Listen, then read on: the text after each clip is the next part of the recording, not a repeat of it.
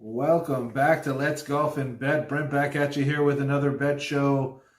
Finally, folks, we got off that second place train, hitting Steven Yeager last week in a packed field, packed leaderboard, holding off Scotty Scheffler and I believe 6 other players, a host of good players. Could have been a 7-way playoff. Scotty Scheffler had a 5-footer to tie to push our boy Yeager bombs into a playoff, but no luck. Scotty's putting was pretty good all week, and when we needed him to miss one, he did. We're off that bad luck stretch here now, and let's hope to continue that going into this week.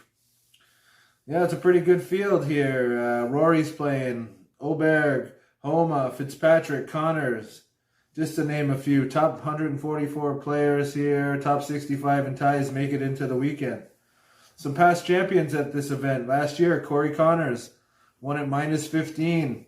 2022, JJ Spawn, -13. 2021, Spieth won it at -18. And 2019, Corey Connors. 2020, it was canceled. And back in, a few years previous, guys like Andrew Landry, Kevin Chappell, Jimmy Walker, and Charlie Hoffman have all got it done here. A lot of first-time winners at the Valero.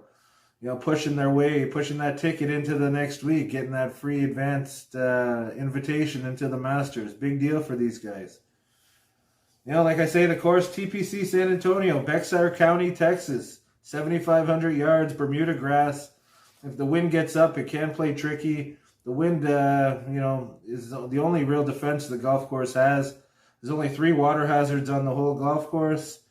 It's Greg Norman and Sergio Garcia designs, a couple live beauties. I'm surprised they still have this course in rotation.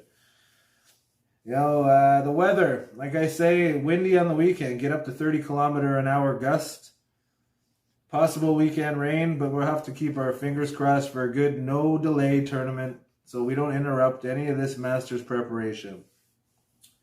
Key stats we're looking at here for TPC San Antonio. Strokes gain approach. You got to be good at 200-yard plus approaches. The par 3s here, par 3 scoring, very difficult. Par 5 scoring, take advantage of those par 5s. Strokes gained off the tee, strokes gained around the green. You need a good short game.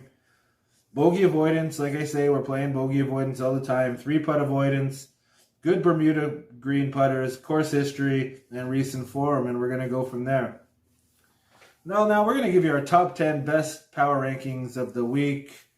Corey Connors, we got a number 1, our Canadian brother, 25-1. Horses for courses here. Number 2, Keith Mitchell, 65-1.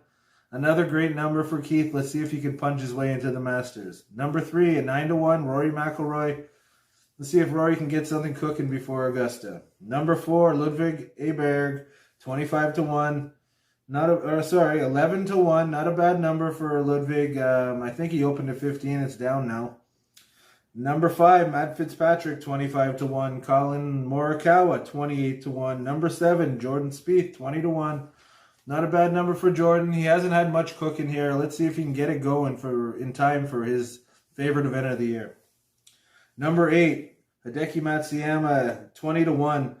Across the board, Hideki's numbers look just fantastic. He's gaining in all the major categories. I wouldn't be surprised if he wins it. Number 9, Harris English, 40-1. Been playing pretty good this season. Let's see if he'll break through. And the last pick, number 10, Billy Horschel, 35-1. Billy's been on a real heater. Fell back a couple strokes there last week. We had a little cash out on Billy, which was nice, on top of that Steven Yeager victory. Now, you winners, I see 4 or 5 long shots here that stick out to me. First one, 130-1, Ricky Fowler. I know Ricky's been quiet this year.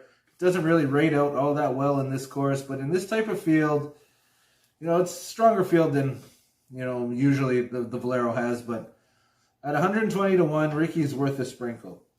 Number 4, Horses for Courses here, Charlie Hoffman. Charlie loves this track. David Skins, 220-1, been in a few final groups this season. 2, Chad Ramey, been playing some good golf, 220-1. And 2021 champion, JJ Spawn, 200-1. That's a real good number. Now, you winners, I'm going to give you my personal bet card for the week. I'm not going too deep. We're trying to save a couple shillings here for the Masters week, and we'll see how that goes. But first things first, here at the Valero Texas Open, our first pick, our Canadian brother at 25-1, Corey Connors, won this event a couple times. Let's see if he can do it one more time.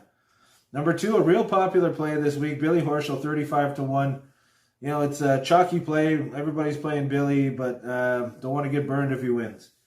Number 3, Keith Mitchell, 65-1. I like that number a lot for Keith. Let's see if he can get that way into the Masters with a big win here.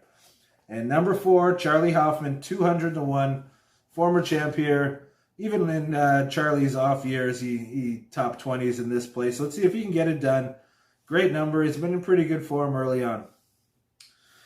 Well, you winners, you know, with the Masters coming next week, you got to keep your eye on these LIV guys also. The LIV Tour is teeing it up this week at Trump National Doral, I believe they call it. Doral, a Florida course that used to be in the rotation here on the PGA Tour, but has fallen out of rotation for obvious reasons. But yeah, just one of those typical Florida tracks, full of water everywhere, really difficult. Don't forget to gauge these LIV guys for your next week's research, because they may be getting the last laugh. Here's a recent pick of last year's top 10 at the Masters. Man, there was a bunch of LIV guys there, a bunch of PGA guys. It should be tight.